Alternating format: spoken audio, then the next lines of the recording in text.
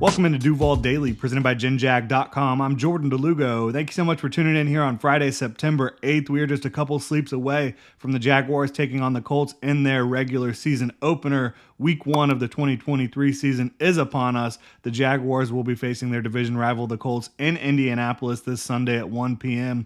We did our full game preview yesterday. You can go check that out. But we're getting into matchups to watch here, a little bit more X's and O's, a little bit more personnel talk, how things will fit in this matchup between the Jaguars and the Colts. So we'll get into it here, but if you enjoy the content, please like, subscribe, hit that notification bell. You can also check out genjag.com/shop, pick up some new Duval gear. Really appreciate y'all being here. So let's get into these matchups to watch here.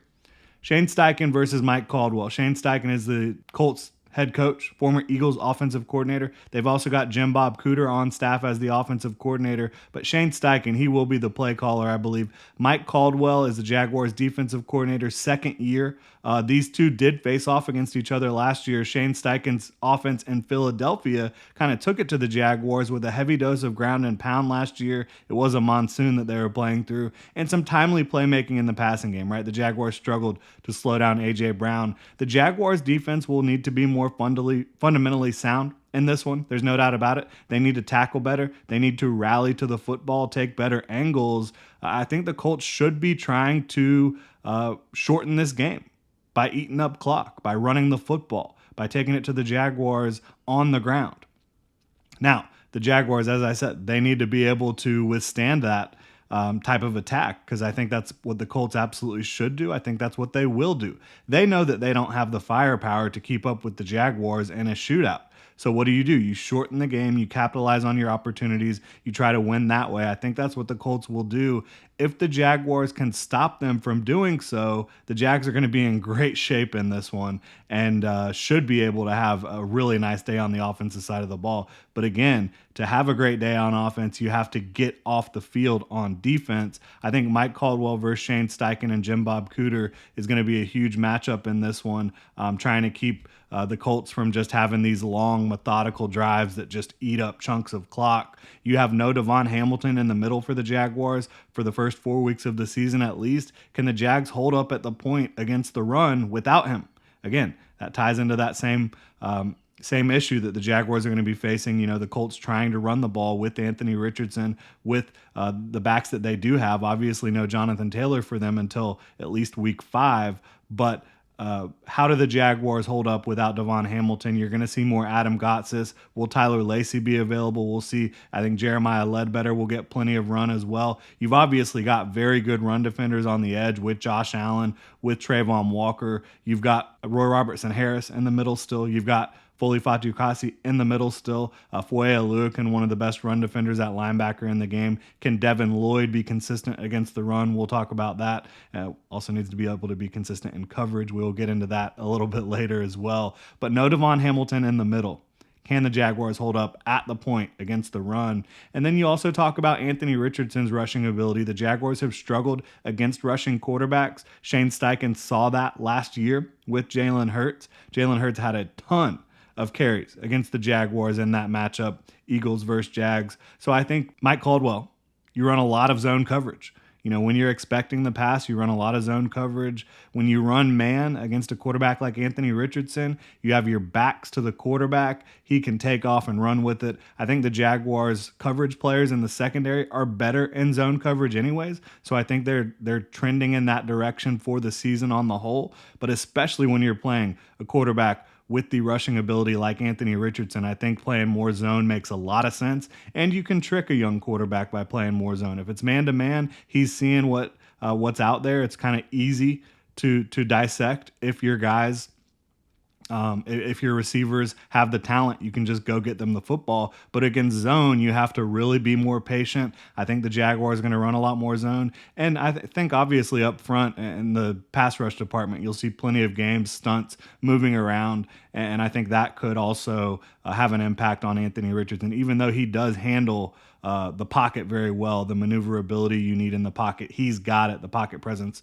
So I think it'll be interesting. But again, Jaguars, they have struggled against rushing quarterbacks. Rushing quarterbacks have put up big numbers on the ground against the Jags. They're going to need to be a little bit better in this one, again, to be able to get off the field and give your offense the football. Looking at the Jaguars offense a little bit, we'll get into their interior offensive line here versus DeForest Buckner and Grover Stewart.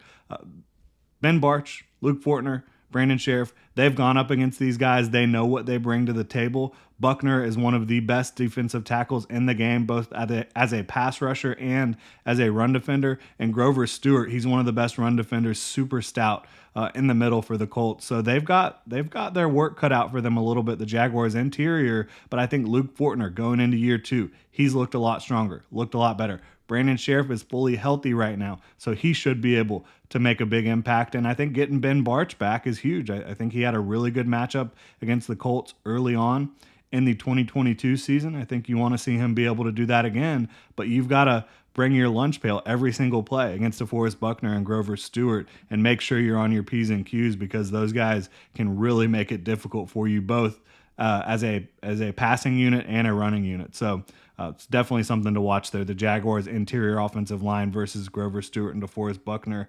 The last defensive note I have here, Devin Lloyd versus coverage, right? Devin Lloyd really struggled in coverage at times last year. He looked a little bit lost, especially in some of these zone coverages and in man coverage. Just didn't quite see the field properly down the stretch for the Jaguars. You saw that manifest in the Jags and Colts second matchup of the 2022 season, where the Colts were just running shallow crossers to death against Devin Lloyd, and he was having a really difficult time trying to deal with it. He has looked much improved throughout training camp and the preseason. Devin Lloyd has. I think he will show out in 2023. I think he will play much better, and I think this week will be the start of that, but he's got to go out there and show it in a meaningful game. He's done it throughout training camp in the preseason. Now it's time to take that show on the road and do it in the regular season. Now, I've been burying the lead a little bit here, to be quite honest. I don't know how Gus Bradley's defense holds up against Trevor Lawrence, right? Trevor Lawrence has shown the ability to absolutely eviscerate Gus Bradley's defense. They play a lot of zone coverage. They don't do a lot that's complicated. They don't mix it up much. Maybe they'll have some new looks this year to start the season against Trevor Lawrence. But Trevor, he had an adjusted completion percentage of over 90 in 2 contests against the Colts last year. I think he's going to be able to find his targets. He's going to be able to be patient, take what's there against this Gus Bradley defense. The Gus Bradley defense, the design is basically to wait for the offense to make a mistake. Well, the Jaguars offense, West Coast, Doug Peterson, they're designed to have methodical drives. And so I think that Gus Bradley, it's just a bad matchup against Doug Peterson's offense and a bad matchup against Trevor Lawrence. And then you talk about Calvin Ridley. Who's going to cover Calvin Ridley on the Colts secondary, right? And the entire Jaguars receiving core, quite frankly, who's going to cover them? I don't know. Stephon Gilmore, he's in Dallas. Isaiah Rodgers is suspended and the Colts cut him. Those are your top 2 corners last year. The Jaguars roasted you with those guys. What are they going to do without those guys? I know you like some of your young players that you brought in, but my goodness, I think that Calvin Ridley is going to have a field day in his opener, in his opening game with the Jaguars, his first game with Trevor Lawrence throwing him the football. I think that they have showed really good chemistry throughout training camp in the preseason. I think it is going to be a day for Calvin Ridley. I think Christian Kirk, Evan Ingram, Zay Jones are going to eat too. I really do. So I think as long as the Jaguars can make sure they're not just allowing these 10, 15 play drives consistently throughout the game, they're going to be able to get their offense on the field. They're going to be able to get a bunch of possessions, and they're going to score some points. I really think that's going to be how it goes. But again, I just don't see how this Gus Bradley defense, with an extreme lack of experience in the secondary, is going to have any chance of holding up against this Jaguars passing attack, Trevor Lawrence, and these receivers. I think it's going to be tough for them. So I think the Jaguars will be able to get the job done. We'll get into bold predictions tomorrow. I really appreciate y'all for tuning in. Hit me up on Twitter at Jordan DeLugo. You can follow Generation Jaguar at Generation Jag. Hit that like and subscribe button on YouTube. You can also hit the notification bell. If you want to support the channel further, you can check out genjag.com/shop and pick up some new Duval gear. Y'all have a good one.